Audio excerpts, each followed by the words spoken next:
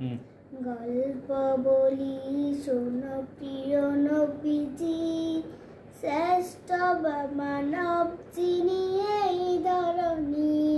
গল্প বলি শোনো এই ধরনী, শ্রেষ্ঠ মানব যিনি এই ধরনী।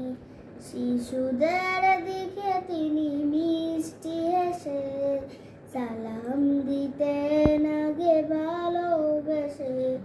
তো চোখ দুটো ছিল তার শান্তির নীড়, পরম ঠিকানায় গরিব দুঃখী যাদের ছিল না কোনো সহায়তা, সংযোজন তারা ছিলেন তিনি বড় আপন, তিনি বড় আপন।